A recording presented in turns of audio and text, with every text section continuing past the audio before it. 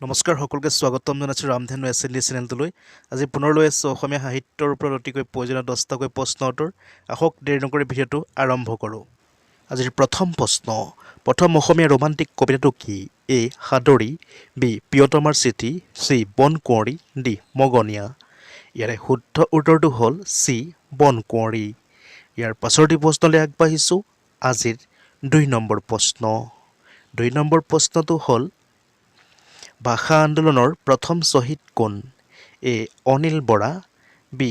Khageswar Talukdar, C. Kushal Konwar, D. Ranjit Borpujari. ইয়াৰে শুদ্ধ উত্তৰটো হ'ল ডি. ৰঞ্জিত বৰপূজাৰী। ইয়াৰ পাছৰটি প্ৰশ্নলৈ আগবাঢ়িছোঁ। আজিৰ 3 নম্বৰ প্ৰশ্ন।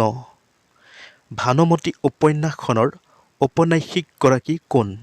এ. Padmanath Gohain Baruah, B. Rajanikanta Bordoloi, C. Lakshminath Bezbaroa, D. Jatindranath Duwara. ইয়াৰে শুদ্ধ উত্তৰটো হ'ল এ. পদ্মনাথ গোহাঁই বৰুৱা। ইয়াৰ পাছৰটি প্ৰশ্নলৈ আগবাঢ়িছোঁ। আজিৰ 4 নম্বৰ প্ৰশ্ন।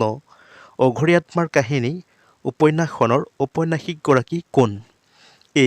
Syed Abdul Malik, B. Rajanikanta Bordoloi, C. Bhabendranath Saikia, D. Rongbong Terang. ইয়াৰে শুদ্ধ উত্তৰটো হ'ল এ. চৈয়দ আব্দুল মালিক। ইয়াৰ পাছৰটি প্ৰশ্নলৈ আগবাঢ়িছোঁ। 5 নম্বৰ প্ৰশ্ন। জ্ঞানপীঠ বঁটা বিজয়ী দ্বিতীয়গৰাকী অসমীয়া ব্যক্তিৰ নাম কি? A. Mamoni Raisom Goswami, B. Lakshminath Bezbaroa, C. Lakshminandan Bora, D. Kanchan Baruah. ইয়াৰে শুদ্ধ উত্তৰটো হ'ল এ. মামণি ৰয়ছম গোস্বামী। ইয়াৰ পাছৰটি প্ৰশ্নলৈ আগবাঢ়িছোঁ। আজিৰ 6 নম্বৰ প্ৰশ্ন। সোণৰ খাৰু নেলাগে মোক নামৰ উপন্যাসখনৰ লেখক কোন? A. Hemchandra Goswami, B. Dhiren Baruah, C. Hemchandra Baruah, D. Chandrakumar Agarwala. ইয়াৰে শুদ্ধ উত্তৰটো হ'ল বি. ধীৰেন বৰুৱা। ইয়াৰ পাছৰটি প্ৰশ্নলৈ আগবাঢ়িছোঁ। আজিৰ 7 নম্বৰ প্ৰশ্ন। অসমীয়া কাব্য সাহিত্যত অপ্ৰমাদী বুলি কাক জনা যায়? এ. শংকৰদেৱক, বি. মাধৱদেৱক, চি. মাধৱ কন্দলীক, ডি. অনন্ত কন্দলীক। ইয়াৰে শুদ্ধ উত্তৰটো হ'ল চি. মাধৱ কন্দলীক। ইয়াৰ পাছৰটি প্ৰশ্নলৈ আগবাঢ়িছোঁ। আজিৰ 8 নম্বৰ প্ৰশ্ন।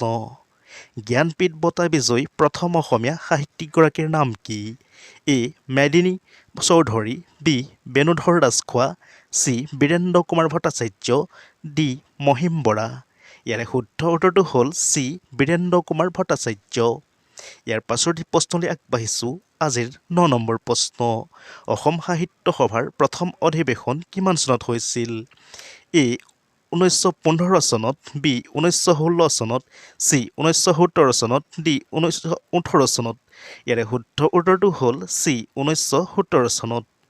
ইয়াৰ পাছৰটি প্ৰশ্নলৈ আগবাঢ়িছোঁ। আজিৰ 10 নম্বৰ প্ৰশ্ন। অসম সাহিত্য সভাৰ প্ৰথম সভাপতিজনৰ নাম কি? এ. লক্ষ্মীনাথ বেজবৰুৱা, বি. চন্দ্ৰকুমাৰ আগৰৱালা, চি. অতুল চন্দ্ৰ হাজৰিকা, ডি. পদ্মনাথ গোহাঁই বৰুৱা। ইয়াৰে শুদ্ধ উত্তৰটো হ'ল ডি. পদ্মনাথ গোহাঁই বৰুৱা। ইয়াৰ লগে লগে আজি আমাৰ 10টাকৈ প্ৰশ্নোত্তৰ সামৰণি পৰিছে।